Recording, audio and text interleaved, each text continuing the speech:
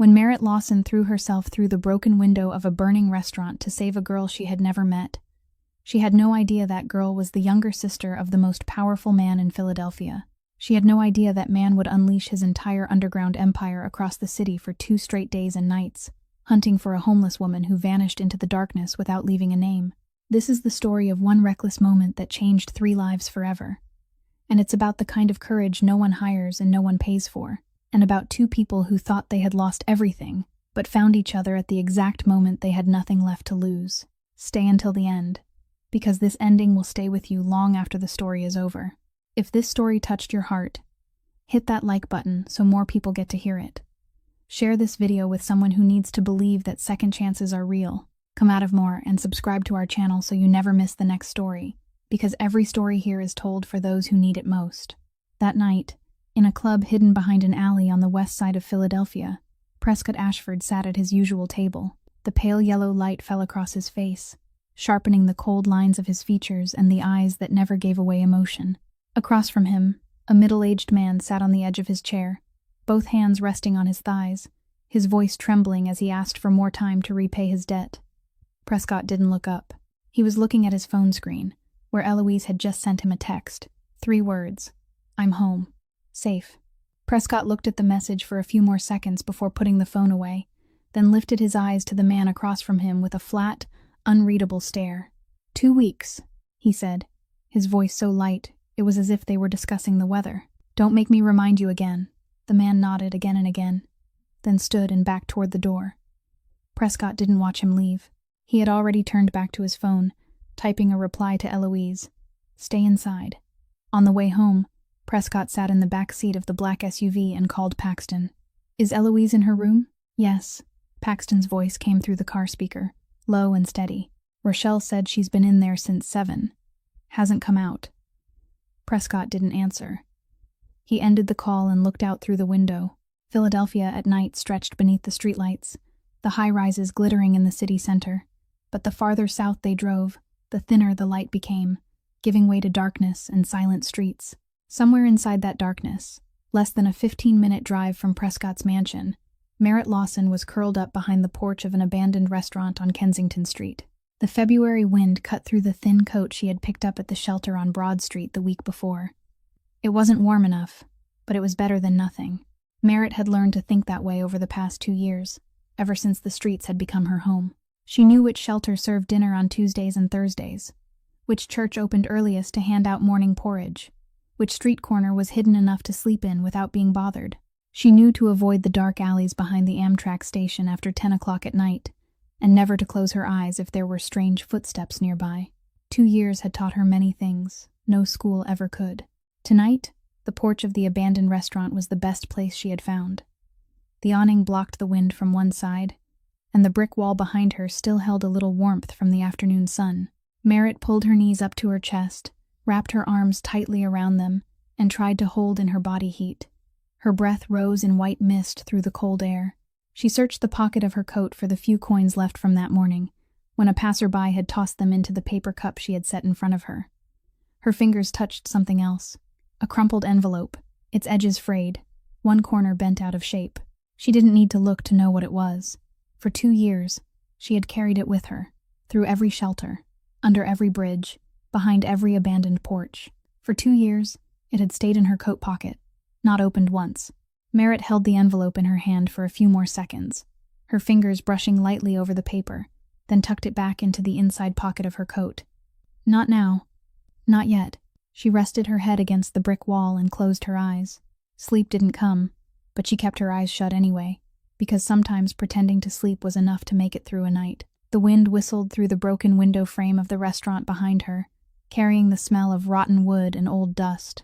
On the other side of the city, Prescott Ashford stepped into his mansion, went straight up to the 2nd floor, and stopped in front of Eloise's door. The light was off. He pressed his ear to the door and heard nothing. He didn't knock. He had learned months ago that knocking only made her retreat further. Prescott stood there for a moment, then walked to his own room. Eloise was 19, but the girl behind that door hadn't truly spoken to anyone in over a year, not since the accident that took their mother. Prescott was 14 years older than his sister, old enough to have watched her grow up, old enough to remember the bright, talkative girl she had been before, grief turned her silent, and the world became a place she wanted no part of. 5 therapists had come and gone. Eloise attended the sessions, sat in the chair, answered in single words, and waited for the hour to end. At night she barely slept, and when she did, she woke gasping from dreams she refused to describe. Some nights, Prescott's security cameras showed her slipping out through the side gate after midnight, wandering the streets alone for hours, sitting in abandoned buildings or empty parks until dawn. Prescott had tried locking the gate. Eloise stopped eating for 3 days. He unlocked it. He was the most powerful man in Philadelphia, and he couldn't keep his own sister safe from herself. The February wind was still shrieking across the porch of the abandoned restaurant, and Merritt still kept her eyes closed, but sleep didn't come. Instead, pieces of memory kept rising like the tide, even though she had spent the past 2 years trying to drown them. 2 years ago, Merritt Lawson had been a pediatric nurse at St. Jude Hospital in downtown Philadelphia. She worked in intensive care, where the sickest children were brought, where every night shift was a battle to steal back each breath for little patients who hadn't yet had time to understand what pain truly meant. Merritt loved that work. She knew every child in the ward by name. She remembered which child liked to hear singing before sleep, which child was afraid of needles, which child liked to hide a pill under the tongue and spit it out when no one was looking. For 4 years, she worked there without taking a single holiday off, accepting every night shift her coworkers refused, and not once was she reprimanded. Then that night came. Merritt's last shift at St. Jude began at 10 o'clock at night and ended when she lost everything. The chief physician in the department, the one in charge of the night shift that evening, had made a serious mistake while adjusting the medication dose for a young patient in critical condition. Merritt discovered it and reported it at once, but it was too late. The child didn't survive. The next morning, the hospital needed someone to take responsibility. The chief physician had 20 years of experience, connections to the board of directors, and his own lawyer. Merritt had 4 years of seniority and an employee badge that was about to expire. The hospital's choice didn't take more than one closed-door meeting. They placed the entire blame on Merritt, saying she had been careless during her shift, that she hadn't followed reporting procedures, that the error lay in nursing care, not in the doctor's order. And when the case went to court, the only person Merritt trusted turned her back. Talia, her best friend, a nurse in the same department, the woman with whom Merritt had shared night shifts for 3 years, the woman Merritt had once given the last of her packed dinner to on nights when the hospital ran out of meals, stood before the court and testified that Merritt had shown signs of negligence during that night shift. Talia didn't look at Merritt when she spoke. She looked down at the table, her voice flat and even, as if she were reading a passage someone else had written for her. And perhaps that was exactly what it was. Later, Merritt would understand that Talia had testified under instruction, because the hospital had threatened that if she didn't cooperate, her position would be gone too. But understanding didn't make it hurt any less. The trial lasted 3 days. On the last day, when the judge read the verdict, finding Merritt guilty of professional negligence during a critical shift, sentencing her to a suspended sentence, and banning her from medical practice, Merritt heard a sound behind her. It wasn't the sound of someone speaking. It wasn't an objection. It was only a heavy collapse, as if someone had held herself together for too long and finally couldn't bear it anymore. Her mother fell right there in the audience seating. The emergency team arrived within 7 minutes, but to Merritt, those 7 minutes lasted longer than all 4 years she had worked at St. Jude. And when they shook their heads, Merritt knew the court's verdict hadn't only taken away her profession. It had also taken away the only person in the world who believed she was innocent, without needing to ask one more question. After that, everything fell apart in an order Merritt couldn't count fast enough to understand. The conviction appeared in every background check. No restaurant, no store, no place at all would hire someone with a record like hers. The rent was late by 1 month, then 2 months, then the eviction notice was taped to her door. She left the apartment with one backpack and the coat her mother used to wear, with an envelope in the pocket that she didn't know her mother had slipped in there, perhaps the night before the trial, when she still believed everything would be all right. Merritt found that envelope 3 weeks later, when she was searching her pocket for loose change beneath an overpass on the south side of the city. She picked it up, recognized the familiar trembling handwriting on the front, and tucked it back into her pocket, unopened. 2 years passed. The envelope remained in her coat pocket, traveling with her through every night, and every time her hand accidentally touched it, Merritt shoved it back into the same place, quickly, as if afraid that if she held it for even 1 second longer, she would have to face whatever was inside. Tonight was the same. Merritt lay curled on the cold concrete, eyes closed, one hand still resting on her chest, right where the envelope lay beneath the layer of her coat. She tried to remember the last time anyone had called her by name. Not, "Hey, you," or "Move somewhere else," or that look that passed straight through her as if she didn't exist, but someone looking at her, recognizing that she was a human being, and calling her name, Merritt. She couldn't remember. Maybe she had forgotten what that felt like. That same night, less than 1 block from where Merritt lay, Eloise Ashford was walking alone through Kensington Street. She had slipped out through the side gate of the mansion an hour earlier, the way she did most nights when the silence of her room became louder than anything outside. She didn't have a destination. She never did. She just walked until her legs were tired enough that sleep might come when she returned. The abandoned restaurant caught her eye because the door was half open, and inside it was darker than the street. Darkness felt safer to Eloise than light. She stepped inside and sat on the floor near the old bar, her back against the wall, her knees pulled up, her headphones in but no music playing. She just wanted to sit somewhere no one would find her. No one would ask how she was feeling. No one would look at her with that careful expression people used when they were afraid she might break. She didn't notice the embers still smoldering beneath the layer of ash from a fire someone had built for warmth before. She didn't hear the rotten wood beginning to crackle as the embers flared up again, but Merritt heard it. She was curled behind the restaurant porch when the popping sound of bursting glass pulled her awake. Then came the smell of smoke. Not the smell of cigarettes or exhaust, but the thick, choking smell of burning wood and old paint turning to vapor. Merritt pushed herself up and ran toward the front. Fire had caught along the ground floor window frame, orange light dancing behind the broken panes, and through the sound of the flames, she heard coughing. Someone inside, choking on smoke. Merritt had no time to think. She wrapped her coat around her right hand, gripped the edge of the broken side window, and climbed in. Glass sliced through the fabric, but she didn't stop. Inside, the smoke was thick at chest level. Merritt lowered herself and crawled close to the floor, remembering the mandatory fire safety training she had taken every year at the hospital. Smoke rises. Cleaner air stays closer to the ground. She crawled toward the coughing, both hands sweeping over the hot tile floor, her eyes stinging, tears streaming without stopping. She found the girl crouched behind the old bar, pressed against the wall, both arms wrapped around her knees, her face buried in her sleeves.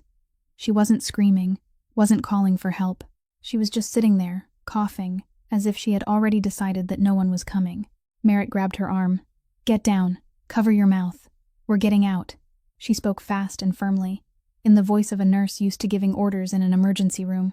Eloise looked at her through smoke, stung eyes, startled, but she obeyed. Merritt pulled off her coat and pressed it over the girl's nose and mouth, then gripped her hand and began crawling back toward the window, one arm pulling Eloise, one hand gripping the floor.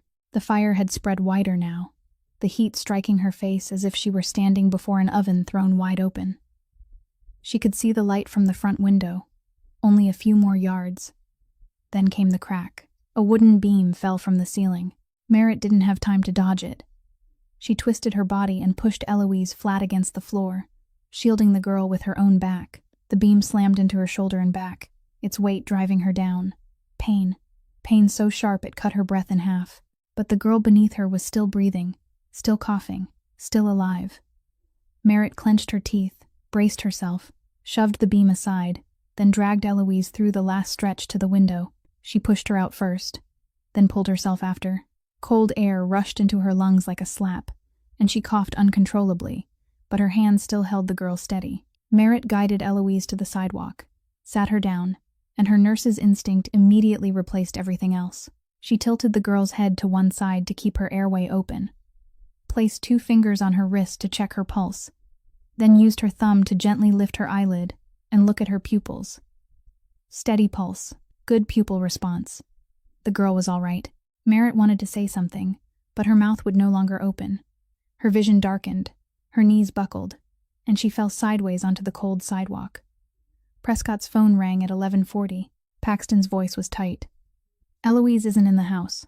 The side gate camera shows her leaving at 10:15. Prescott was already reaching for his coat when the second call came.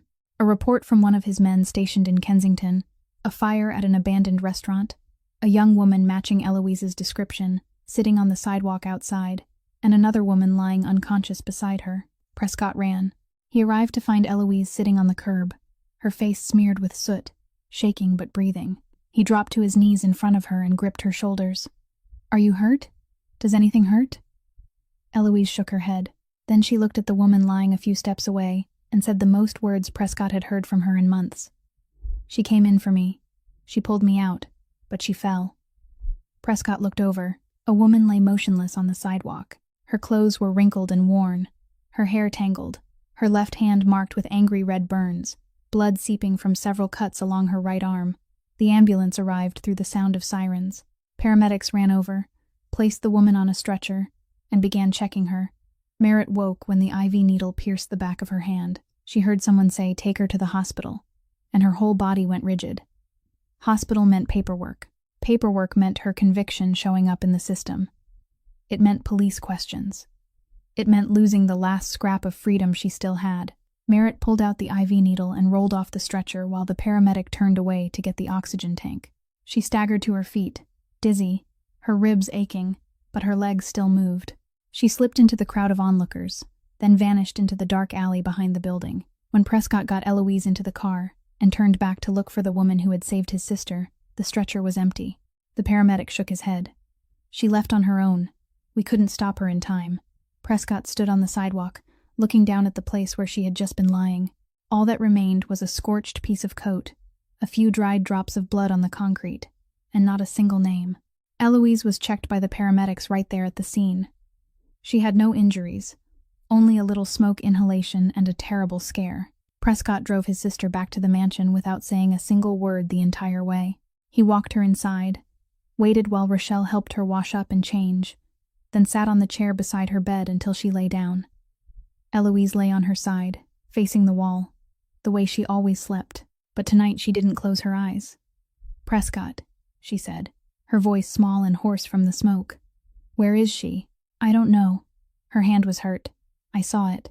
Her hand was really red. Did she go to the hospital?"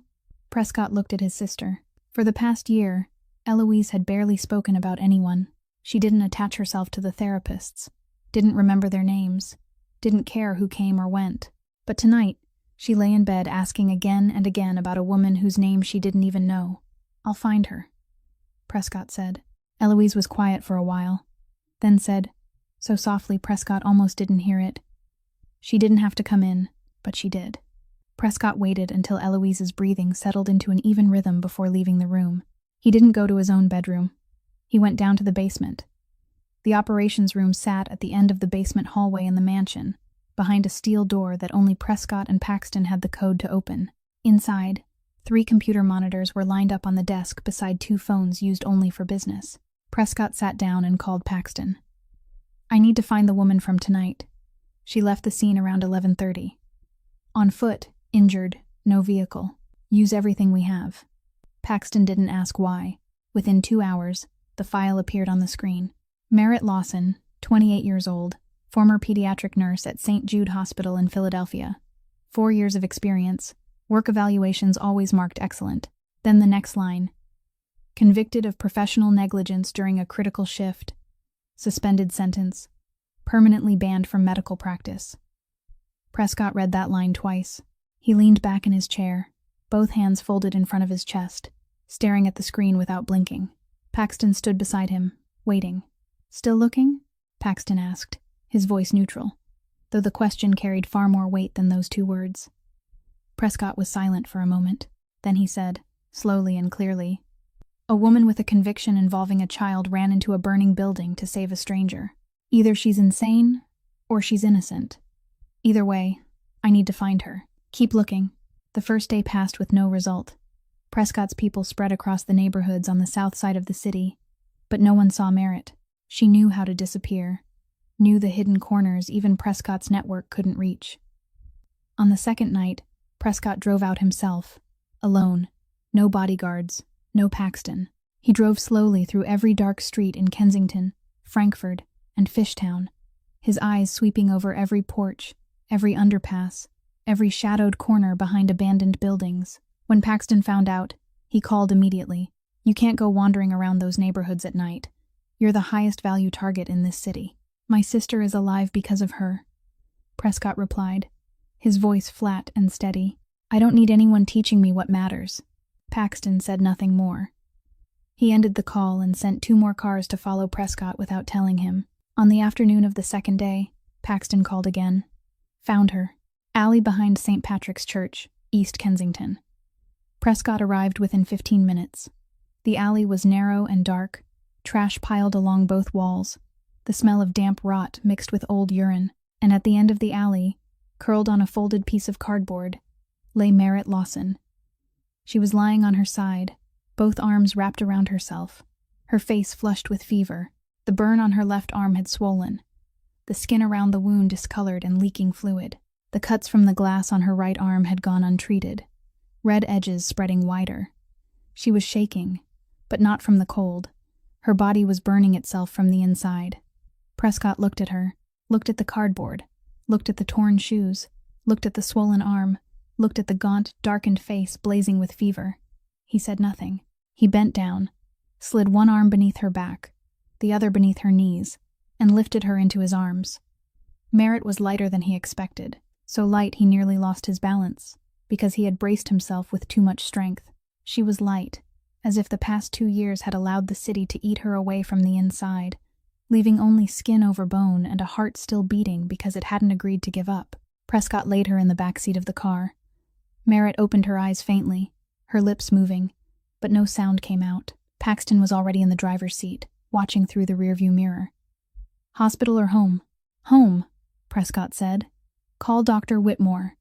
A hospital means records, police questions, press exposure. Our doctor can handle it cleaner." The car rolled through the night. Prescott sat in the back seat beside the woman burning with fever and drifting in and out of consciousness. He watched her face in the flickering streetlight that passed across the window. This was the woman who had saved his sister. This was the woman who had taken a burning beam against her, back to shield a girl whose name she didn't even know. And this was the woman who had run into the night because she was afraid a hospital would ask for paperwork, because she carried a conviction that perhaps didn't belong to her. Prescott Ashford had met many kinds of people in his life. Skilled liars, men loyal only because money paid for their loyalty, men ready to sell out their own brothers for a piece of land. But he had never met anyone who ran into fire to save a stranger, then disappeared without asking for a single thank you. Merritt woke and didn't know where she was. Soft white light from the ceiling lamp spilled across the high ceiling. The walls were painted cream, and the sheets were so cool and soft that she thought she was lying on clouds. Her left hand was neatly wrapped in specialized medical gauze, and her right hand had an IV needle connected to a clear bag of fluid hanging from a stainless steel stand beside the bed. She looked around. The room was larger than any place she had ever lived, even the old apartment she had before she lost her home. There was a dark wooden wardrobe, an empty desk, a leather chair beside the window, and a large window looking out over the trees outside. Merritt's first instinct wasn't gratitude. She pulled the IV needle from the back of her hand, turned herself out of bed, and her bare feet touched the cold wooden floor. Her ribs throbbed when she stood, the bruises from the wooden beam still aching deep beneath the skin, but she gritted her teeth and walked toward the door. She needed to get out of here. She didn't know where this was, who had brought her here, and most important of all, what they wanted. 2 years on the streets had taught her that no one gave anyone anything for free. She had just put her hand on the doorknob when the door opened from the other side. Prescott Ashford stood in the doorway, wearing a shirt with the sleeves rolled up, no suit jacket, no expensive watch, looking far more ordinary than a man who owned a mansion like this should have looked. He looked at the IV needle lying on the bed, looked at Merritt's bare feet on the floor, looked at her eyes studying him with the guardedness of someone far too used to defending herself. "You saved my sister," he said, his voice calm, as if he were stating an obvious fact. "Now sit down so I can save you." "I don't need anyone to save me. The burn on your hand is infected. You had a fever of 104 degrees when I found you lying in the alley behind the church. Another day, and you could have lost that arm. You still think you don't need anyone to save you?" Merritt didn't answer. She stood there, one hand still on the doorknob, watching Prescott with eyes he couldn't read. Not angry, not afraid, but the look of someone too exhausted to have to trust anyone anymore. "You can leave any time you want," Prescott said, stepping back to give her room. The door isn't locked. No one is keeping you here. But at least stay until the wound heals. The doctor said it'll take at least a few days to control the infection. Merritt looked at the open door behind Prescott. The hallway was long, the wooden floor polished, the silence deep. She could walk out right now. Walk down the stairs, out the front door, back to the streets, back to the porch of the abandoned restaurant or some underpass somewhere, back to the life she already knew. But her left arm throbbed beneath the bandage, and she knew Prescott was right. Infection didn't heal itself. Without antibiotics, without clean dressings, that burn would only get worse. She had seen enough infected wounds in 4 years as a nurse to know that better than anyone. "A few days," she said, her voice hoarse. "Then I leave." "All right." Prescott nodded and turned away, saying nothing more. The first night, Merritt didn't sleep. She sat on the bed, her back against the soft leather headboard, her eyes open, staring at the room in the dim glow of the nightlight. She touched the sheets, felt the smooth fabric beneath her fingers, and thought that the last time she had lain on a real bed was 2 years ago, in the apartment she had been evicted from. She was afraid to close her eyes, afraid that when she opened them again, she would find herself still lying on cardboard in the alley behind the church, and all of this would only be a dream born from fever. Around 2 o'clock in the morning, she heard soft footsteps outside her door. Not Prescott's footsteps, not Rochelle's. Light, hesitant, stopping right in front of the door. Then nothing. Merritt waited for a while, then stood and opened the door. Eloise was standing in the hallway, barefoot, wearing an oversized sweater that fell past her hands, her dark hair loose around her face. She looked startled, as if she hadn't expected the door to open. "I just wanted to see if you were still here," Eloise said, her voice barely above a whisper. Merritt leaned against the doorframe and looked at the girl. 19 years old, but standing there like someone much younger, someone who had forgotten how to ask for the things she needed. "I'm still here," Merritt said. Eloise nodded. She didn't leave. She didn't come in either. She just stood there in the hallway, her arms wrapped around herself, as if she wanted to say something but couldn't find the words. Merritt didn't push. She sat down on the floor in the doorway, her back against the frame, and said nothing. After a while, Eloise sat down too, a few steps away, her back against the hallway wall. They sat like that in silence, 2 women who didn't know each other, in a hallway neither of them belonged in, until Eloise's head tipped to one side and she fell asleep right there on the floor. Merritt pulled the blanket from her own bed, draped it over the girl, and sat there until morning came. The next night, Eloise came back. She didn't knock, just sat down in the hallway outside Merritt's door, and Merritt came out and sat with her. By the third night, Eloise didn't stay in the hallway. She stepped inside Merritt's room, sat in the leather chair beside the window, pulled her knees up, and closed her eyes.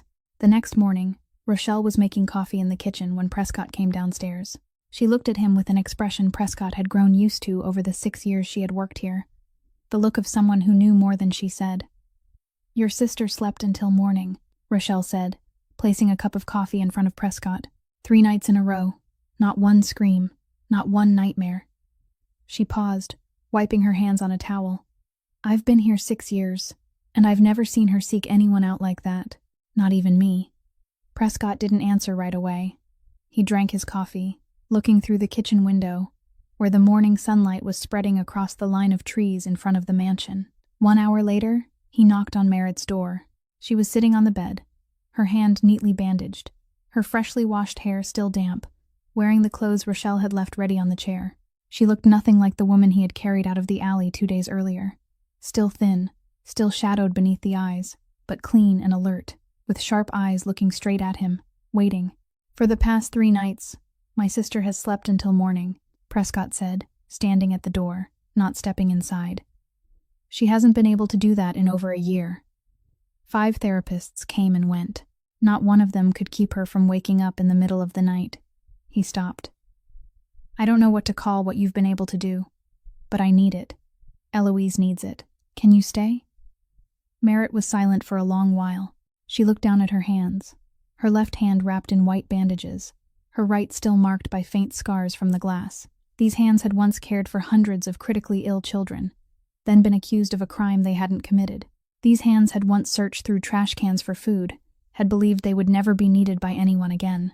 "I'll stay," Merritt said, her voice soft but clear. "For the girl." During her first week at the Ashford mansion, Merritt tried to make herself as small as possible. She woke early, made her own bed, folded her own clothes, ate less than the portion Rochelle set out for her, and avoided entering any room unless she was sure she was allowed there. She kept her distance from Prescott, seeing him only when necessary, and spent most of her time near Eloise or inside her own room. But this house wasn't normal, and Merritt knew that from the very first day. She didn't ask, didn't search, didn't deliberately observe. But she was a nurse, and 4 years in a pediatric intensive care unit had taught her how to recognize when a room was hiding something. It was the 10th night. Eloise had gone to her room since 9 o'clock. Merritt was lying in her room, eyes closed but not yet asleep, when she heard heavy footsteps outside in the hallway. Not Eloise's footsteps, too heavy. Not Rochelle's, because she always went home before 8 o'clock at night. These were the footsteps of at least 2 men, moving fast, with purpose, toward the stairs. Then came the sound of Prescott's office door opening and closing. Merritt lay still for a while. This wasn't her business. She was only a temporary guest, here because of the girl, unrelated to whatever else happened inside this house. But then she needed water. At least that was the reason she gave herself when she stepped into the hallway. The second-floor hallway was dark, with only the light from Prescott's office spilling through the slightly open door at the end. Merritt walked toward the stairs, which meant she had to pass that door, and she saw, through a gap not even a full handspan wide, she saw Prescott sitting behind his desk, leaning back in his chair, both hands resting on the tabletop, his face without expression. Across from him, a man stood, not sitting, even though there was an empty chair right beside him. The man's face was pale, sweat beading across his forehead, both hands clenched tightly in front of his stomach. His voice trembled as he spoke, each word broken, trying to explain something Merritt couldn't quite hear. Prescott let him finish without interrupting. Then he opened a leather briefcase on the desk, took out a stack of papers, and placed it in front of the man. "You have 2 choices," Prescott said, his voice light and even. There was nothing in that tone to suggest anger or threat, but it was that very calmness that made it frightening. "Pay back the full amount in 30 days, or leave the city before the weekend and don't come back. Choose." The man swallowed. I'll pay all of it. 30 days. Yes." Prescott gave a slight nod. Paxton, standing in the corner of the room, whom Merritt only noticed then, opened the door for the man to leave. At that exact moment, Prescott's eyes lifted and stopped at the crack in the door, stopped on Merritt's eyes. They looked at each other through that narrow space, and neither one said anything. Merritt didn't flinch, didn't step back, didn't pretend she was going to get water. She stood there, looking straight at him, and he looked straight back at her. Then Prescott stood. He came out into the hallway and closed the office door behind him. The 2 of them stood in the dark hallway, a few steps apart. "You saw everything," Prescott said. "It wasn't a question." Merritt nodded. "You're afraid." That wasn't a question either. Merritt looked at him, tilting her head a little, as if weighing every word before speaking. "I'm not afraid of you," she said, her voice calm. "I'm trying to understand who you are." Prescott was silent. He folded his arms across his chest, leaned back against the hallway wall, and looked at her with an expression Merritt couldn't read. Not judgment, not threat. More like he was waiting to see what she would do next, whether she would run or stay. "I'm the man who keeps Eloise safe," he said, slowly and clearly. "By whatever means necessary. You may not agree with how I do it. But everything I have, everything I've built, exists for one reason only, and that's so no one can touch the people I protect." Merritt listened. She heard not only the words he said, but also the things he didn't say. She heard the voice of a man who was used to people leaving once they knew the truth, and who was already preparing for the next person to leave. "The whole world once judged me wrong," Merritt said, her voice soft but not weak. "Convicted me for a mistake that wasn't mine. Looked at me as if I were something dangerous because of a few lines written on a piece of paper. I know what that feels like." She paused for one beat. "I won't do that to you." Prescott didn't answer right away. He stood there, looking at her, and Merritt saw something shift in his eyes. Nothing large, nothing dramatic, just a small movement, as if some door inside him had opened a few more millimeters, enough for light to slip through, but not enough to see what was inside. "You should go to sleep," he said at last. "Eloise sleeps better when she knows you're nearby."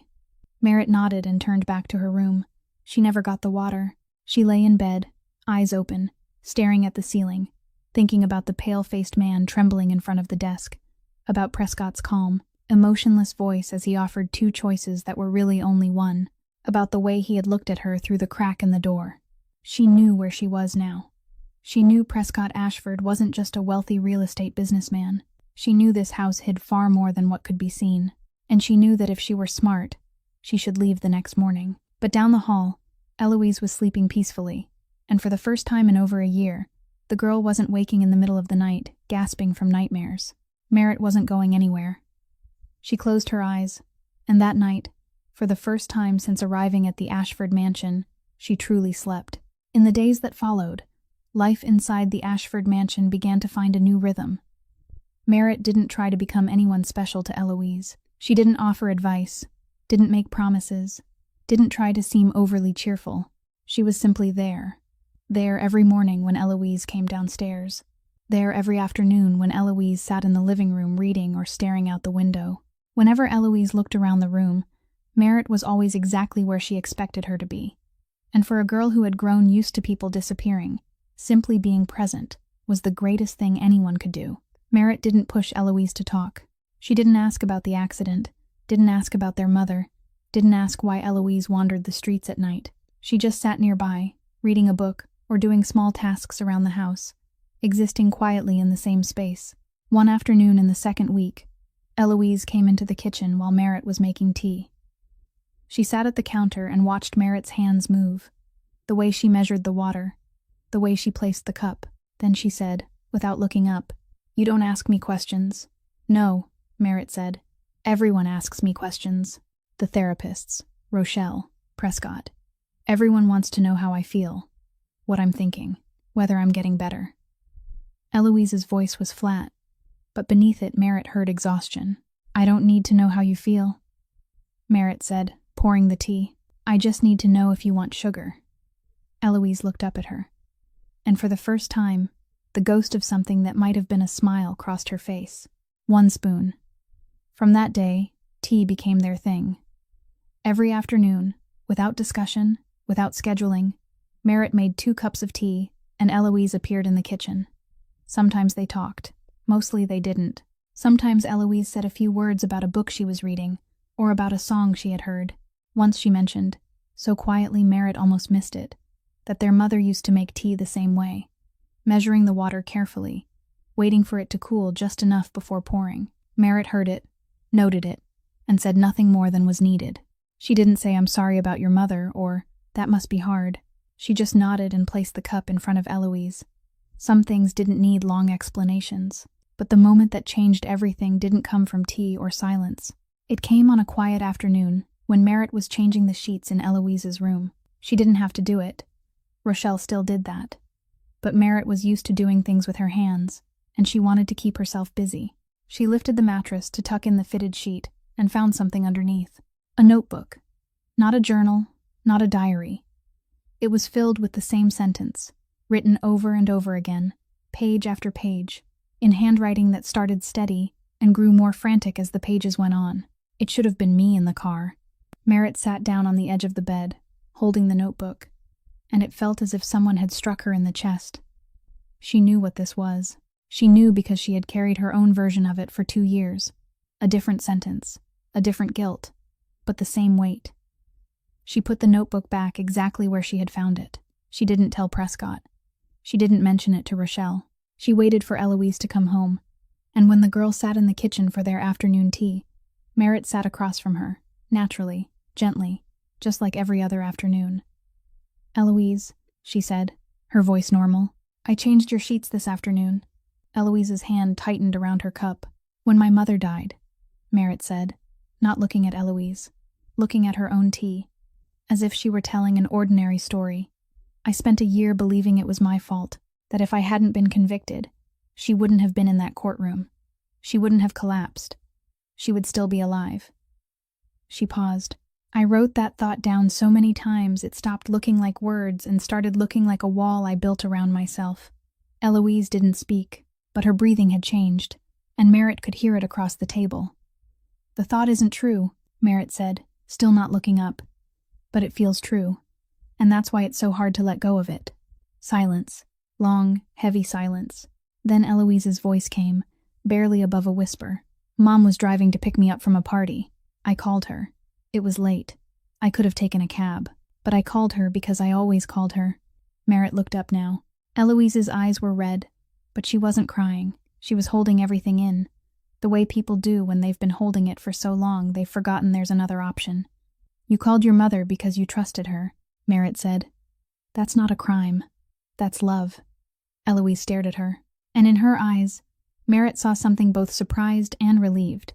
The look of someone who had just discovered she wasn't the only person in the world carrying a weight like this. They sat quietly for a long time. Eloise finished her tea. Then she said, "Can you make another cup?" Of course. From that day, something shifted. Eloise still didn't talk much, still spent hours alone in her room, still had nights when sleep wouldn't come, but she stopped wandering the streets. She started coming downstairs earlier.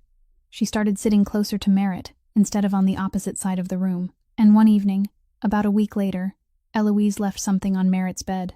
A small watercolor painting on a torn piece of paper, a cup of tea with steam rising from it, and 2 chairs beside a table.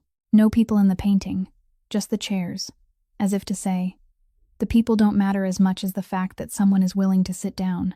Merritt held the painting and felt her chest tighten with something she had thought she was no longer capable of feeling, the feeling of belonging somewhere, even if only inside the quiet world of a girl who had forgotten how to trust. Outside Merritt's room, Prescott stood still. He had come upstairs to check on Eloise and found her room empty. He followed the sound of silence to Merritt's door, and through the slightly open gap he saw Merritt sitting on the bed, holding a small painting. Her eyes reddened. He didn't know what the painting was. He didn't need to. He only knew that his sister, who hadn't willingly given anything to anyone in over a year, had left something at the door of a woman she had known for barely 3 weeks. Prescott stayed there a little longer, then turned away, walked down the hallway toward his room, and for the first time in a very long time, his steps felt lighter than usual. Merritt had been living at the Ashford mansion for about a month when she accompanied Eloise to a follow-up appointment at the clinic one afternoon. Prescott had asked Merritt to go along because Eloise refused to go with anyone else. They were standing outside the clinic, waiting for the car, when 2 women nearby began talking loudly enough for anyone within 10 steps to hear. I heard the Ashford family took in some homeless woman with a criminal record. She's living in the mansion now. Apparently, she was convicted for harming a patient at a hospital. A child patient. And now she's around that poor girl. The other woman shook her head. That family has enough problems. And now they're letting someone like that through the front door. Merritt stood still for a moment. She felt blood rush to her face, felt her hands clench at her sides, felt anger flare from the pit of her stomach, the kind of anger she had swallowed hundreds of times on the streets, when people looked through her, when people talked about her as if she weren't standing there. But today, she didn't swallow it. She turned around. She walked toward the 2 women, her steps even, her back straight, her eyes fixed on the one who had spoken the loudest. That woman stopped talking and stepped back half a step when she saw Merritt coming closer. "I heard what you just said," Merritt said, her voice calm, not raised, not trembling, every word clear, as if she had spent her whole life practicing for this moment. "You looked up my name online and thought you knew who I was, but you don't." Merritt paused for 1 beat, long enough that both women had to look at her, unable to turn away. "For 4 years, I worked in pediatric intensive care. 4 years of night shifts, caring for the sickest children, the cases no one wanted to take.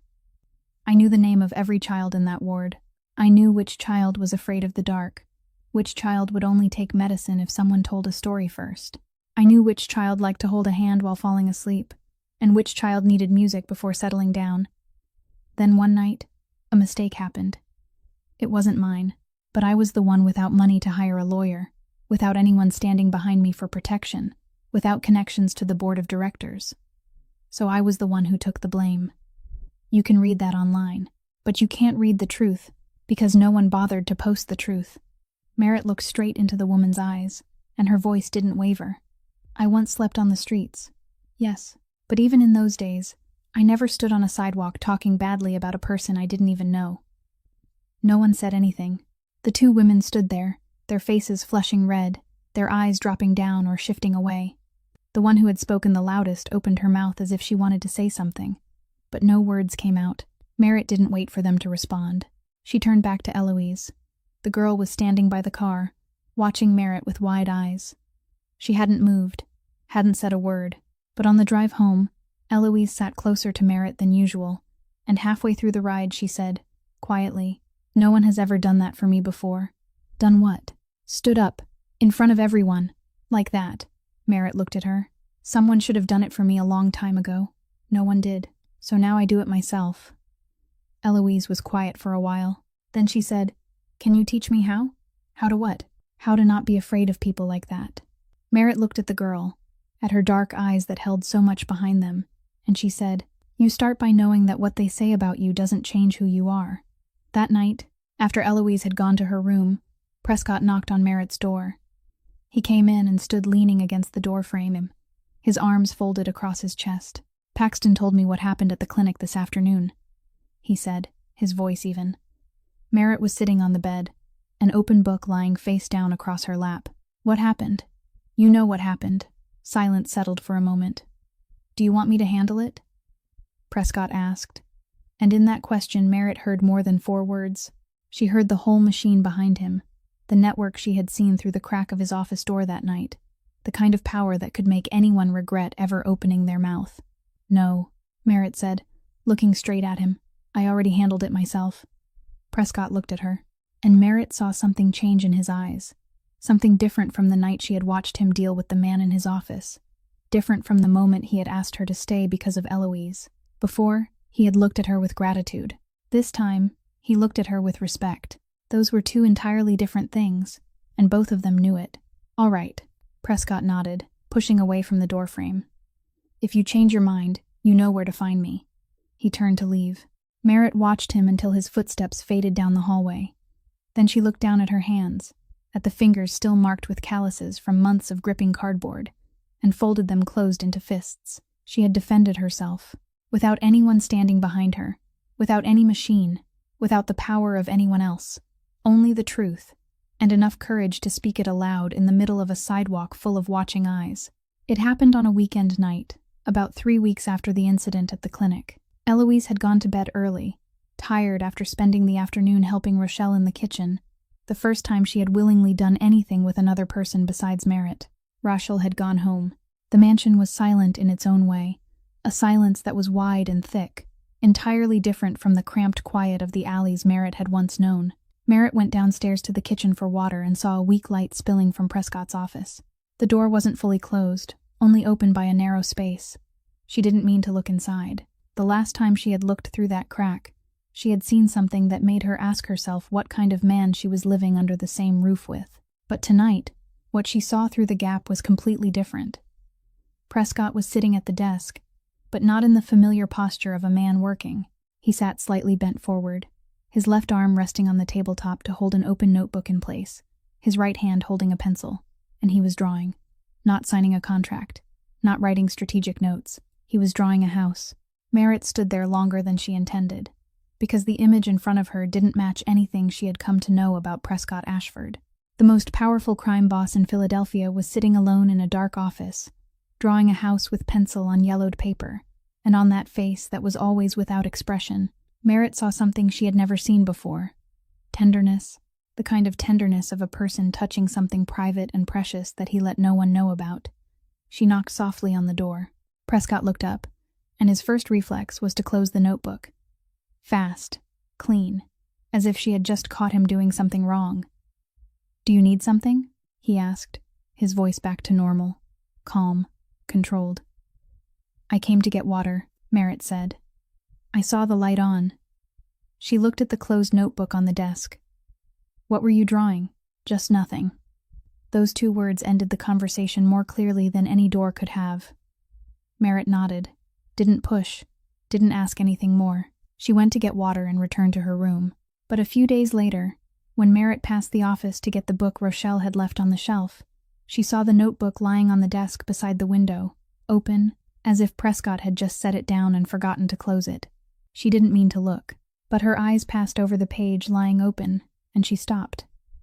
It was a drawing of a small house, not a mansion, Not a glass and steel building like the place where she was standing. A one-story house, with a front porch, trees on both sides, a little swing in the yard, the kind of house any ordinary family might dream of. The lines were steady, deep, well-proportioned. Not the kind of drawing someone made for fun, but the kind made by a person who had learned, practiced, and loved this seriously. Merritt lightly turned a few pages. The notebook was thick, many pages already yellowed, the pencil lines faded with time. On the first page, a small line was written in the corner, in young handwriting that wasn't yet steady. Prescott Ashford, 18 years old. From the first page to the last, across 15 years, there were dozens of house drawings. Every house was different, but all of them shared one thing. They were all small, all warm, all with yards, all with trees, and all looked like places where a real family would live, not places meant to be displayed or used to impress anyone. Merritt put the notebook back exactly where it had been, on the same page, at the same angle. She left the room without taking the book she had come to find. That night, after Eloise fell asleep, Merritt found Prescott on the second-floor balcony. He was standing against the railing, looking out over the city, both hands in his pockets. The light from the distant buildings touched his face, and in that moment, he looked tired in a way no expensive suit could ever hide. "People say you're the most dangerous crime boss in Philadelphia," Merritt said, standing beside him and looking out in the same direction over the city. "But I think you're just a man who was never allowed to live the life he wanted." Prescott didn't turn to look at her. He stood still, both hands still in his pockets, but Merritt saw his shoulders sink slightly, as if an invisible layer of armor had just been removed. "When I was 18, he said, his voice softer than usual, "I told my father I wanted to study architecture. I had found schools, submitted applications, gotten accepted." He stopped. My father sat across from me at the dinner table and said, "You're an Ashford. You don't have the right to choose." He wasn't angry. He didn't shout. He only said it as if he were reporting the weather. He died when I was 25. His will left me two things: the entire family empire, and one sentence: keep it or lose everything. I kept it, not because I wanted to, because it was the only thing my father left me, and I was afraid that if I let it go, I wouldn't have anything of him left. Merritt listened, and she heard more than the words he said. She heard the 18-year-old boy, who had once wanted to draw homes for other people, but had been locked inside a life no one had asked him whether he wanted. "No one has ever said that to me," Prescott said, his voice slightly rough. "Said what?" "That I wasn't allowed to live the life I wanted. People only see the result. They see the power, the money, the fear I create. No one asks whether I ever wanted any of it." "Maybe because you've never let anyone see the notebook," Merritt said softly. Prescott finally turned to look at her, and in his eyes there was something bare that Merritt had never seen in this man before. Not power, not control, only the pure surprise of someone who had just been seen in the place he had hidden most carefully. They stood there in silence for a while, the night wind moving gently across the balcony. Then Merritt spoke, her voice slower, more careful, because she knew what she was about to say would carry weight. "I was crushed by the system, Prescott, wrongfully convicted, driven out of my profession, pushed onto the street. Everything I lost was because that system decided I wasn't worth protecting."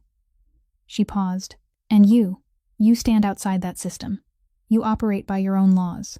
I don't know what I'm supposed to think about that." Prescott didn't look away. He looked at her, and he didn't defend himself. "I'm not asking you to forgive what I've done," he said, each word slow. "I only want you to know that I didn't choose to start here. I was born here, and every day, I'm trying to find a way out." Merritt looked at him, and she believed him, not because of the words he said, but because of the notebook of house drawings he had kept for 15 years, because of the small homes with yards and trees that he had drawn again and again in the dark, because that was the truest proof that inside this powerful crime boss, there was a man still dreaming of another life. Merritt didn't know exactly who Garrett Ashford was inside Prescott's operation, but she knew he was Prescott's biological uncle, knew he came to the mansion at least twice a week, and knew he always gave her a smile that was far too wide whenever they met. That smile had made her uncomfortable from the very first day. Not because it was fake, but because it was too real, too friendly, too eager, the kind of friendliness that, after 4 years as a nurse, Merritt had learned to recognize and guard herself against. In the hospital, when a patient's family member was too warm toward medical staff, there were usually two reasons. Either they were genuinely kind, or they wanted something. Garrett belonged to the second kind. Merritt recognized it in the way he asked questions. Not large, obvious questions that were easy to notice. Small ones, scattered here and there, seeming harmless.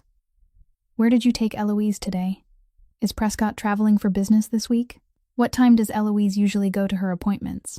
Does Paxton go with you every time you leave the house? One question was normal. Two questions were curiosity. But when the same person asked the same kinds of questions every week, and you put them together, they became a complete picture of schedules, routes, and the times when this house had the least protection. Merritt told Prescott one evening, when the two of them were sitting in the kitchen after Eloise had gone to her room. "Your uncle asks me a lot of questions. A normal person doesn't need to ask," she said, her voice calm but serious. At the hospital, when someone asked too much about a patient's schedule, about the nurses' shifts, about when the room had the fewest people, it usually meant they were planning something. "I don't know what your uncle is planning, but I think you should pay attention." Prescott looked at her, tilting his head slightly, then said, "My uncle has been in this family since before I was born. He taught me almost everything I know. He's just curious about you. A new person in the house naturally makes everyone want to know." Merritt said nothing more. She had said her part. She wasn't in a position to force Prescott to listen. 2 weeks later, Prescott's phone rang at 6 o'clock in the morning. An article had just been published on a local news site. Prescott opened his computer. The headline filled half the screen. "Philadelphia real estate boss takes in convicted woman. Woman found guilty of harmful negligence in pediatrics now living in Ashford Mansion." The article included a photo from Merritt's court records, her full name, the case number, the sentence, everything. Within 1 hour, Prescott's phone wouldn't stop vibrating. Legitimate business partners called with questions. Even a reporter called asking for comment. Merritt found out when Rochelle placed the iPad on the kitchen table. The article already open on the screen, her face pale. Merritt read it, line by line, word by word, every detail of her life laid bare for the whole city to read. Her hands trembled faintly, but her face didn't change. She was used to being judged. This time, there were only more people doing it. Prescott sat in his office, reading the article for the third time. And this time he wasn't reading the content. He was reading the source. Who had given Merritt's court file to the press? The record was public, but someone had to know her full name and case number to find it. And only a very small number of people in this house knew Merritt's full name and her past. Merritt's warning echoed in his head.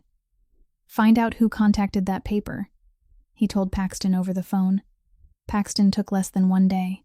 The call had come from a disposable number to the newsroom, but the email attached to it contained details only someone inside the family would know. The trail led straight to Garrett. Prescott wasn't surprised. He only stayed silent for a long time while Paxton read the report, then nodded once. "Call a meeting. This afternoon." That afternoon, Garrett walked into the basement meeting room of the mansion, with the confidence of a man who thought he held the upper hand. He sat in the chair across from Prescott, folded his arms, and even gave a faint smile. Prescott didn't smile. He opened his laptop, turned the screen toward Garrett, and pressed one key. A list of transactions appeared on the screen, line after line, number after number, account after account. Every transfer Garrett had secretly moved out over the past 5 years, not 1 cent missing. The smile vanished from Garrett's face. The meeting room was so silent that Merritt, standing out in the hallway, could hear the steady hum of the air conditioner inside. "I've known for 3 years," Prescott said, his voice light and even as always. "I didn't use it because you're family, because you're the man my father left behind, because I thought blood meant something." He paused. "But you didn't attack me. You attacked a woman with nothing to defend herself with. You laid her life out for the whole city to look at, not because she did anything wrong, but because you needed an excuse to damage me, because I'm pulling out of the areas where you make the most money." Garrett opened his mouth. Prescott raised his hand. Not a large gesture, only one finger lifting from the tabletop, but it was enough to make Garrett close his mouth at once. "You have 48 hours to leave the city," Prescott said. "The clock starts the moment you stand up from that chair." Garrett looked at Prescott, looked at Paxton standing beside the door, looked back at the laptop screen, where 5 years of transactions were glowing clearly. He stood without saying another word and walked out of the room. No violence needed, no shouting needed. Only the truth, patience, and the calculation of a man who had waited for the right moment to strike. That night, Merritt was sitting in the kitchen when Prescott walked in. He poured a glass of water, stood against the kitchen counter, and looked at her. "You were right," he said. "About my uncle, about the questions, about all of it. I should have listened to you from the beginning." Merritt looked at him and gave a small nod. "Next time, listen." After Garrett left the mansion, Prescott didn't go down to the kitchen for dinner. He didn't check on Eloise the way he did every night. He went straight up to the second floor, entered his office, and closed the door. Rochelle watched him go, still holding the dish towel in her hand, then turned to Merritt with worried eyes. But she didn't go upstairs. She knew which boundaries shouldn't be crossed in this house. Paxton passed by the office once, stopped in front of the door, lifted his hand as if to knock, then lowered it and walked away. Merritt made tea for Eloise, sat with her until the girl's eyes grew heavy, waited until her breathing was even, then walked toward the end of the hallway. She knocked. Once, soft but clear. There was no answer. Merritt didn't wait. She opened the door and stepped inside. The office was dark. Prescott hadn't turned on the light. The only light came from the large window behind the desk, where the street lamp cast a faint yellow streak through the parted curtain. Prescott sat in the chair behind the desk, leaning back, both hands resting on the armrests. In front of him, on the desk, was a glass of whiskey already poured but untouched. Merritt didn't turn on the light. She didn't ask whether he wanted to talk. She pulled out the leather chair across from the desk, sat down, and remained silent. Not the kind of silence that was awkward or waiting. It was the silence of someone who understood that sometimes having another person beside you mattered more than having someone speak. They sat like that for a very long time. The wall clock ticked steadily in the dark. A soft wind moved outside the window. The city sounded far away, low and even, like the breathing of something larger than both of them. Then Prescott spoke. His voice was softer than Merritt had ever heard it. Not the voice of a man who gave orders to an entire empire, but the voice of someone speaking to himself, and only by chance being overheard. "My uncle taught me everything I know, since I was 12 years old. How to read people, how to read a room, how to know who was telling the truth, and who was waiting for the right moment to stab me in the back." He stopped and took a breath. "And today I drove him out of my life." Merritt listened. She didn't rush to answer. She let each of Prescott's words settle into the dark room before she spoke. "You didn't drive out your uncle," she said, her voice calm and certain. "You drove out the man who betrayed you. Those are two different people. The man who taught you everything when you were 12 and the man who leaked my records to the press to hurt you. They're not the same person. The first one may have been sincere. The second one wasn't." Prescott was silent. He looked at the glass in front of him and still didn't drink. "Sometimes I don't know what I have left," he said, his voice lower. "If I let go of all this, the family empire, the network, everything my father left behind, if I release all of it, what do I have left?" Merritt looked at him in the darkness, at the outline of his face in the faint streetlight, at those broad shoulders bending beneath a weight that didn't come from muscle, but from 15 years of carrying his father's unwanted destiny. "You have Eloise," she said. "You have me." She paused for one beat. "And you have the notebook of house drawings in the drawer that you think no one knows about?" Prescott turned to look at her. In the darkness, Merritt couldn't clearly see the expression on his face, but she heard a soft exhale, the kind of breath a person lets out when he has finally released something he has held for far too long. Then he laughed. Not the cold smile he used in meeting rooms, not the polite smile he kept for business partners. Just a small smile, a little tired, a little sad, but real. The smile of a man sitting in the dark and discovering he wasn't as alone as he had believed. "How long have you known?" he asked. "About the notebook?" "Long enough," Merritt said. "You didn't say anything. Because it belongs to you. It wasn't my business. But you asked what would be left if you let go of everything, and I think the answer is in that notebook. What would remain is the person you truly are, before someone else decided who you had to become." They sat in silence a while longer. The glass of whiskey on the desk was still untouched. The night wind still moved softly outside the window, and in the dark office on the second floor of the Ashford mansion, a man used to keeping everything inside had let a woman see the part of himself he hid most carefully. Not because she forced him, But because she had stayed long enough for him to believe that he could, Garrett Ashford left Philadelphia within 48 hours, exactly as Prescott had ordered. But he didn't leave with the intention of disappearing. He left with every piece of inside information that decades inside the Ashford family had given him. Eloise's schedule, her appointment times, the routes the car took each day, the guard's shift change times, who usually accompanied her, who drove the car. And he took all of it to the people who had waited a very long time to find one crack in the wall Prescott Ashford had built around himself. It happened on a Wednesday afternoon.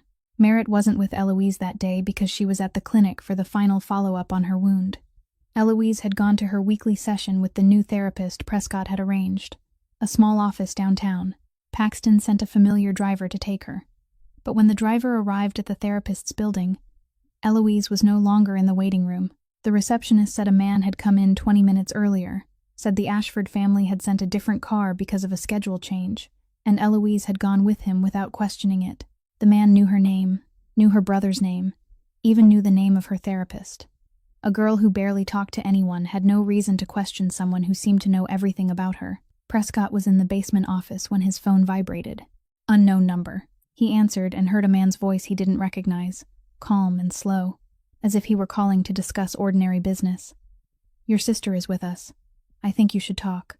Prescott didn't answer at once. He lowered the phone onto the desk, and Paxton, standing beside him, saw something he had never seen in 10 years of following Prescott.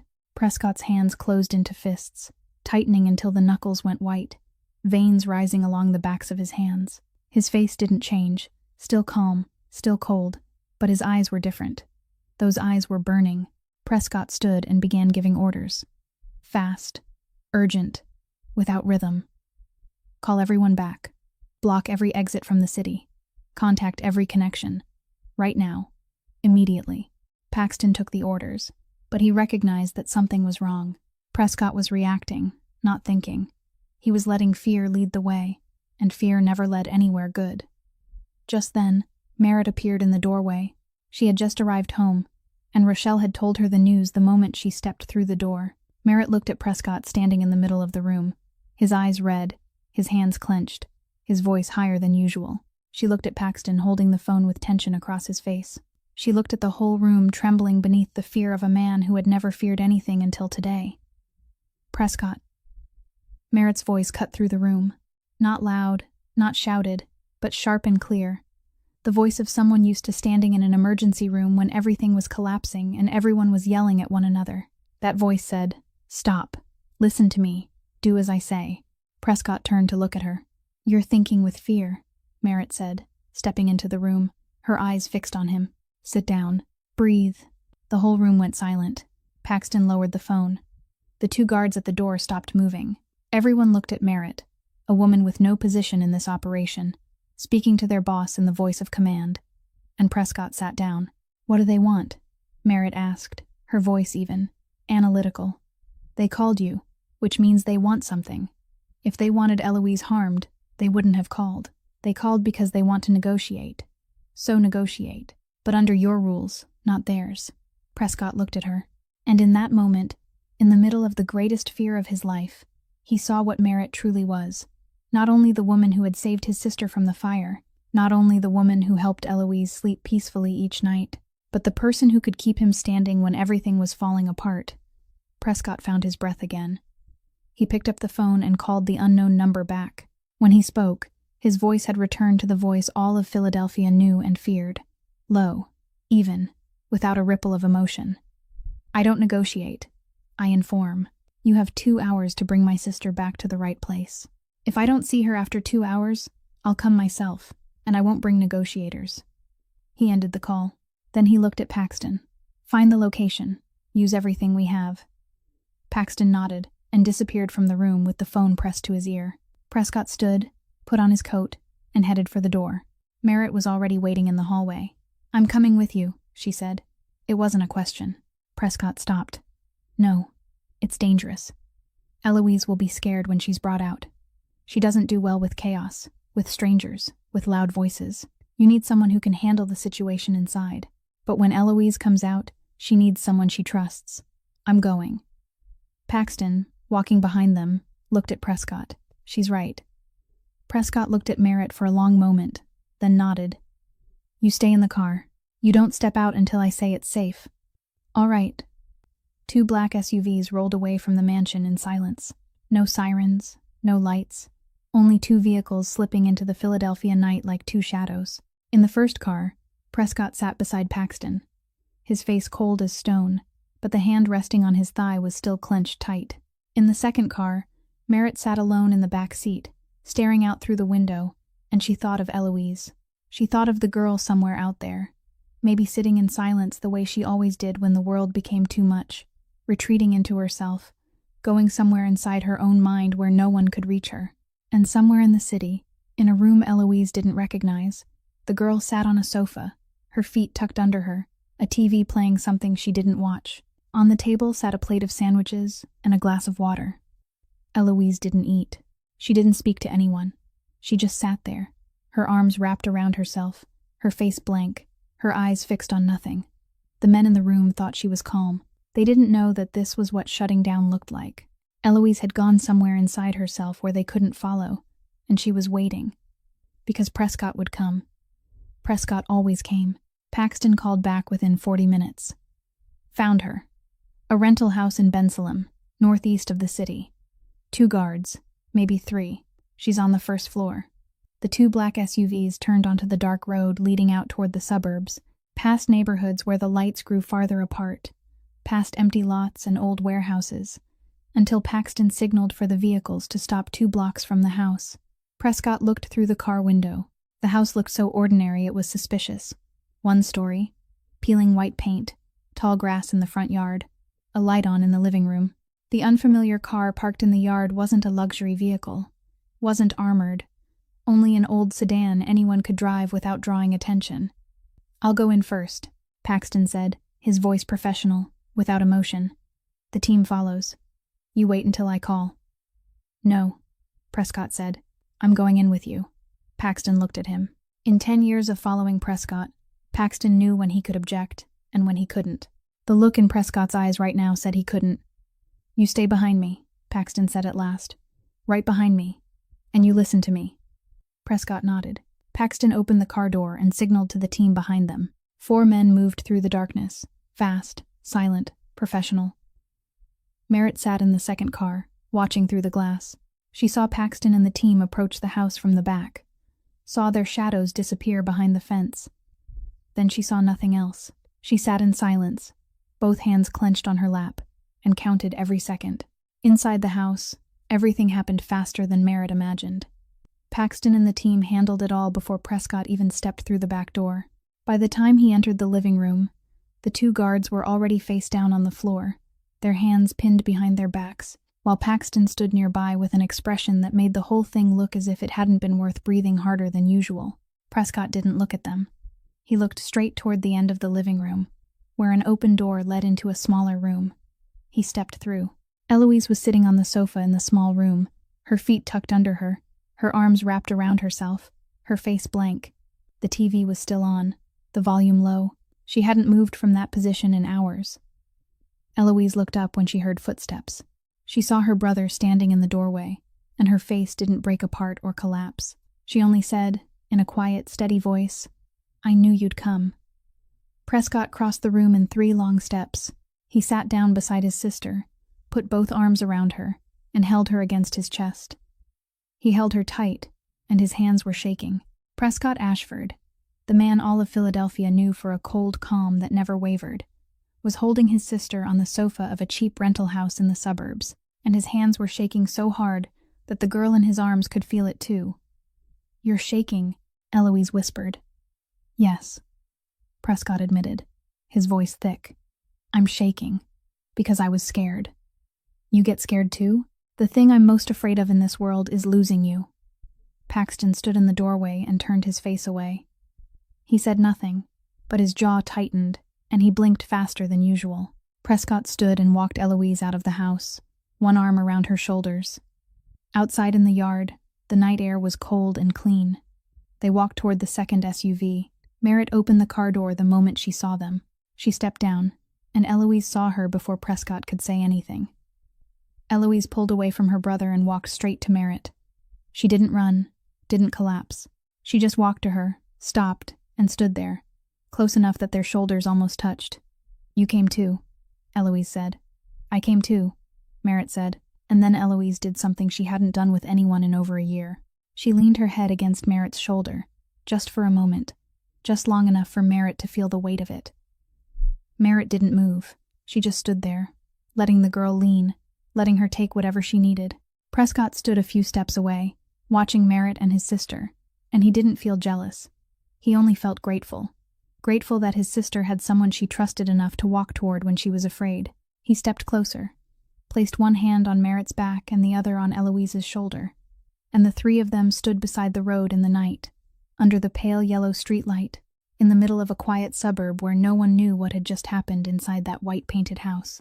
On the way home, Eloise sat between Prescott and Merritt in the back seat, one hand resting on her brother's arm, her shoulder still leaning against Merritt, her eyes heavy with exhaustion. When the car reached the mansion, Rochelle was already standing at the door, her eyes red, a towel clenched in her hand. Merritt walked Eloise inside.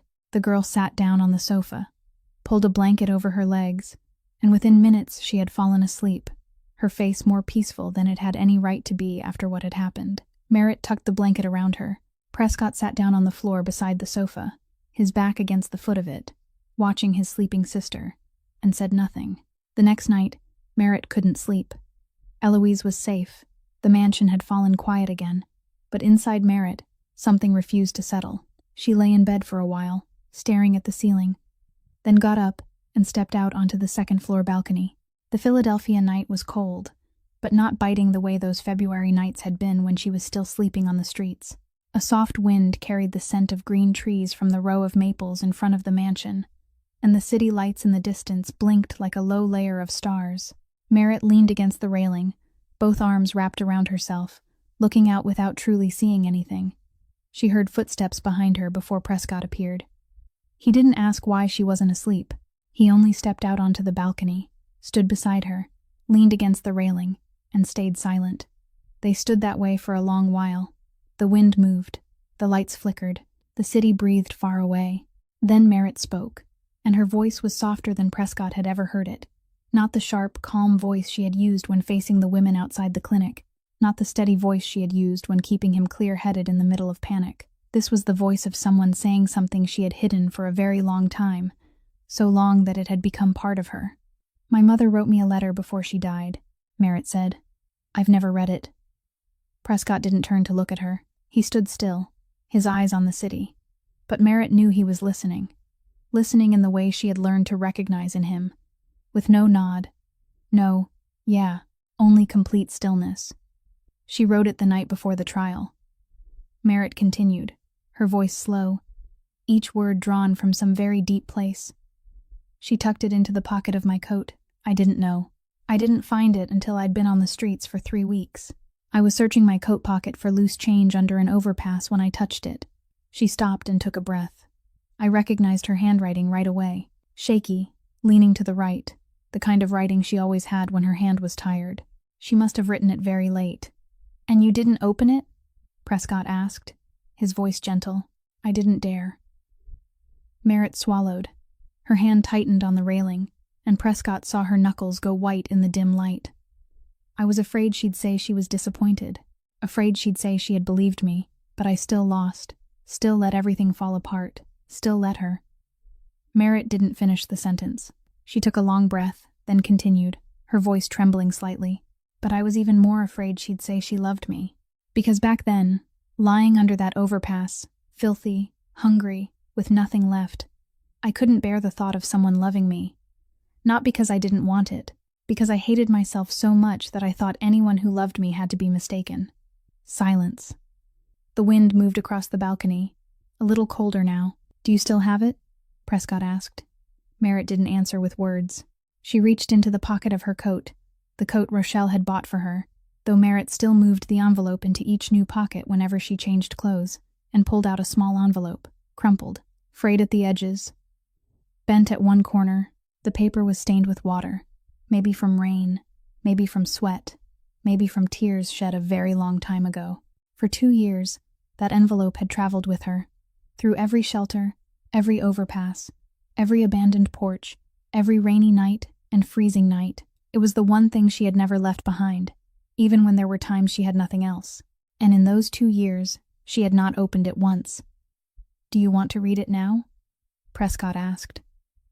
Merritt looked at the envelope in her hand. Her fingers brushed over the paper, touching her mother's handwriting on the outside. Just one word. Merritt. "I don't dare read it alone," she said. Prescott said nothing more. He only held out his hand, palm open, and waited. Merritt looked at that hand. The hand that had given orders to an entire empire, that had clenched until the knuckles turned white when he heard his sister had been taken, that had trembled when he held Eloise in that suburban house. That hand was waiting for her now, patient, not rushing, not forcing. She placed her hand in his. Prescott closed his fingers around it gently. Then Merritt opened the envelope. Her hands shook, and she had to use both hands, one hand holding Prescott's, the other pulling at the edge of the envelope. The paper was old, thin, almost torn along the fold. Inside was a small sheet of paper, the kind torn from a notebook, and on it were 3 handwritten lines. The handwriting was shaky, leaning to the right, written by someone whose hand had grown tired, and perhaps whose eyes had blurred. "You are the rightest thing I ever did. Don't let anyone tell you otherwise. I believe you. Forever." Merritt read those 3 lines. Then she read them again. Then she read them a 3rd time. And on the 3rd time, she couldn't read anymore, because her eyes had blurred completely. Merritt Lawson cried.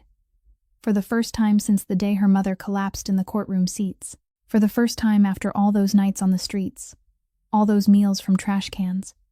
All those times people looked straight through her as if she were air. She hadn't cried when she lost her home. Hadn't cried when she lost her profession. Hadn't cried when Talia betrayed her. Hadn't cried when she curled beneath an overpass on the coldest night of winter. She had held it all back, pressed it down, forced it tight, built walls around it, because she thought that if she began to cry, she would never stop. But tonight, on the balcony of the Ashford mansion, her hand held in the hand of a man she never could have imagined appearing in her life, reading the 3 lines her mother had written on the last night she was alive, Merritt let it break open. All of it, all at once. Prescott said nothing.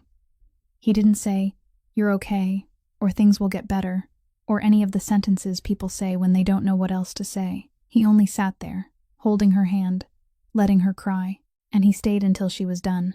Not rushing, not forcing her to stop, just staying. 1 week after the night on the balcony, Merritt was in the kitchen preparing lunch when Paxton stepped in, his expression harder to read than usual. "Someone wants to see you at the gate," he said. "A woman, around 30 years old, says she's an old friend, says her name is Talia." Merritt set the knife down on the cutting board. Her hand stopped in the air for a moment, then lowered to her side. She stood still for a few seconds, looking down at the half-cut apple, then said, "I'll go outside. Do you want me to come with you?" Paxton asked. "No need." Merritt walked out to the front gate of the mansion, where Talia was standing outside the iron fence, a few steps away from the 2 guards. Talia looked different from the last image Merritt remembered of her, that day in court, when Talia had been wearing a clean nurse's uniform, her hair neatly pinned up, her eyes lowered to the table as she read her testimony. Now Talia stood in front of the gate of a mafia boss's mansion, wearing a wrinkled coat, her hair loose, dark circles under her eyes, both hands clutching a large paper envelope to her chest as if it were a shield.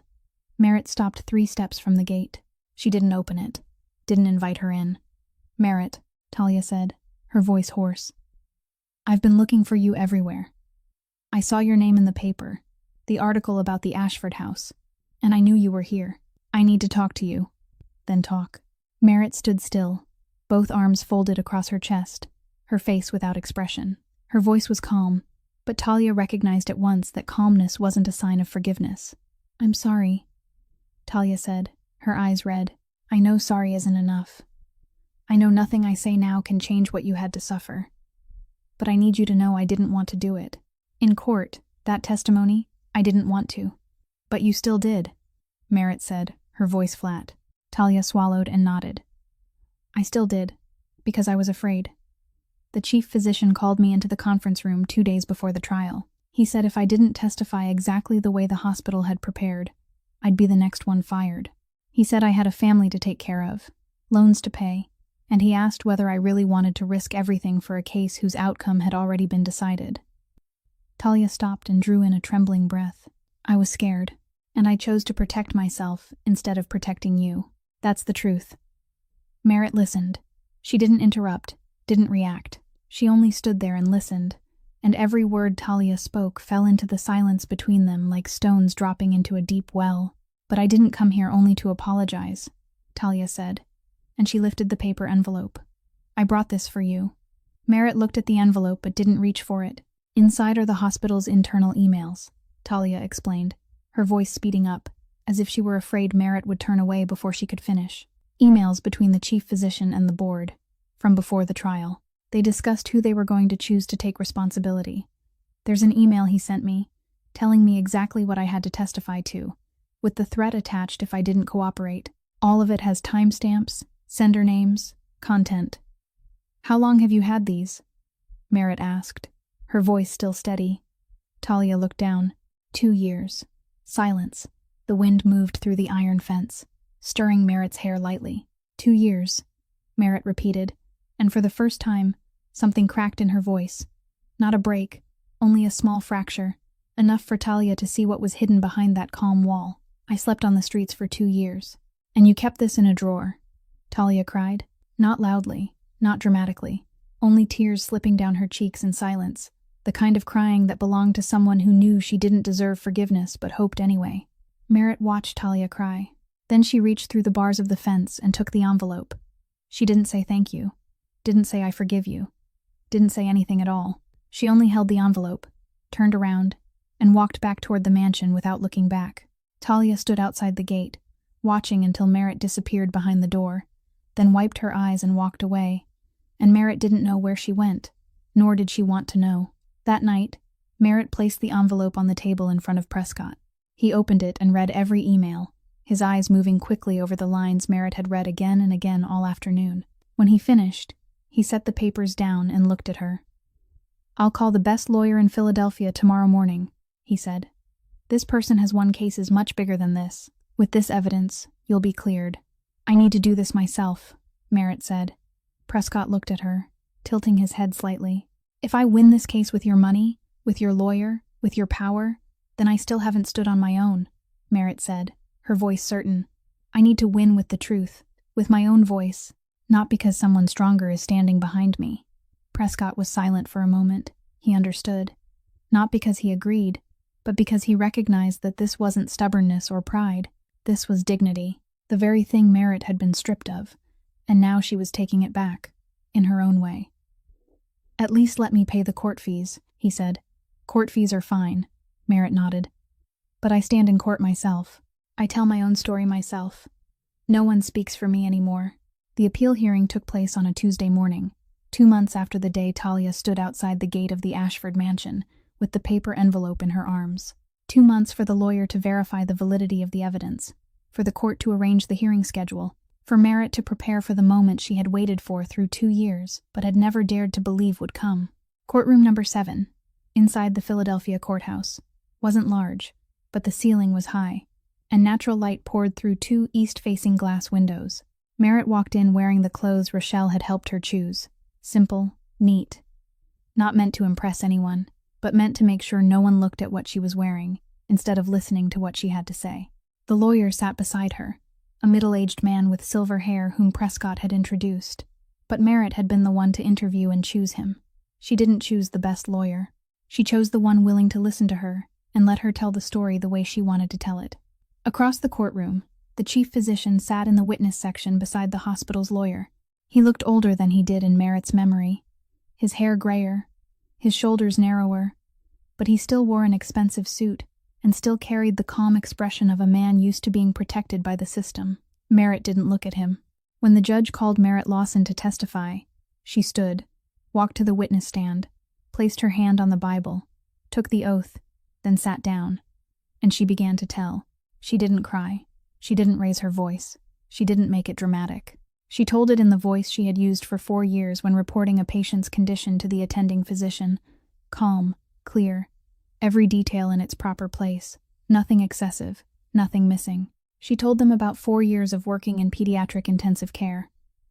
about the night shifts no one wanted to take, about how she knew the name of every child in the ward, knew which child was afraid of needles, which child needed to hear singing before sleep, about the salary she had never complained about, because she loved that work more than anything else she had ever done.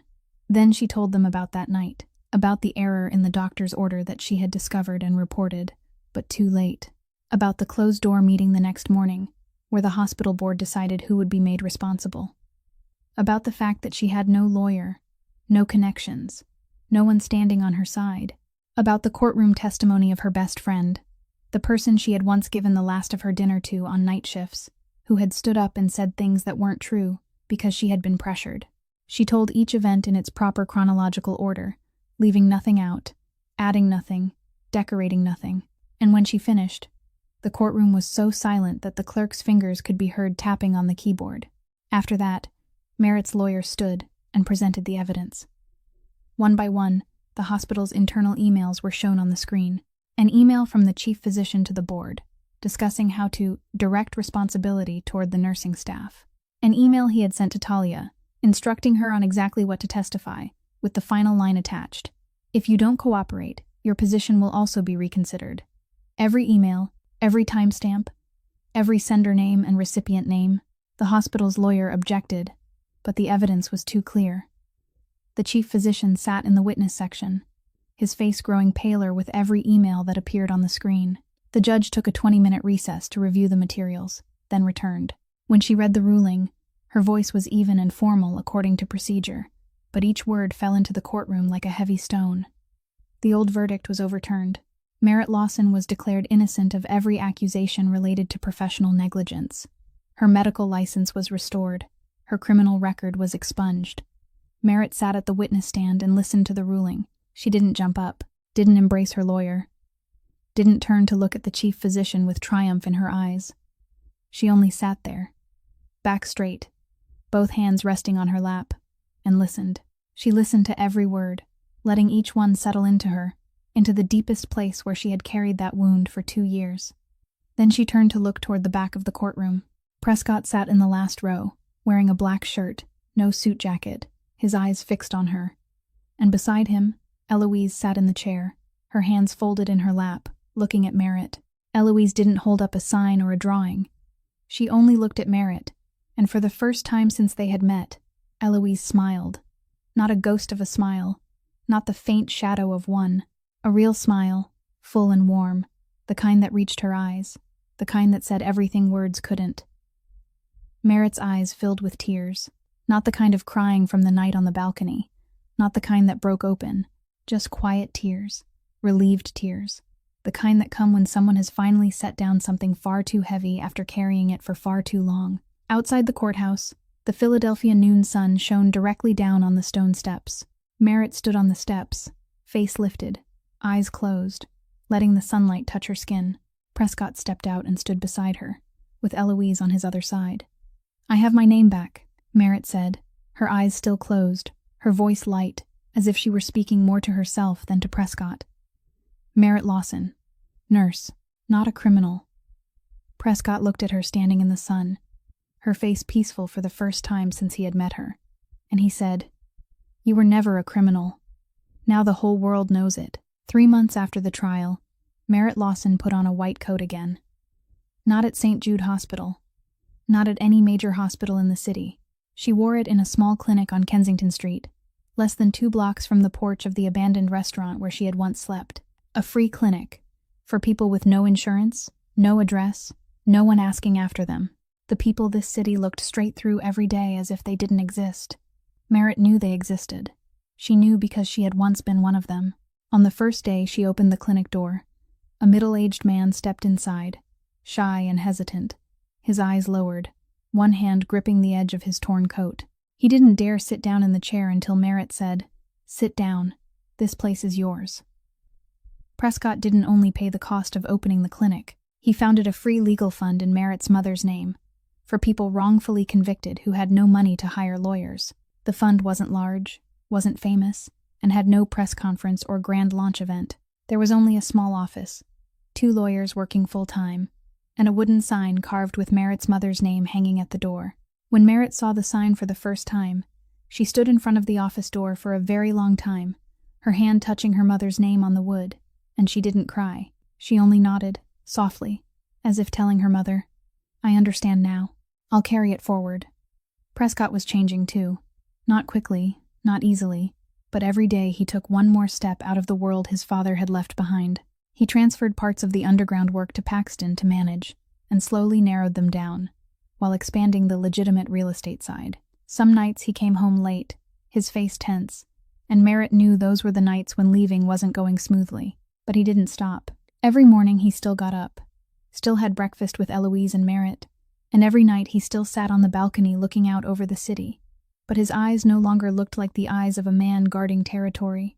They looked like the eyes of a man imagining another life, and for the first time, daring to believe that life could be real. Eloise was changing too. Not quickly, not dramatically, but in ways that mattered. She started going outside during the day, not just at night.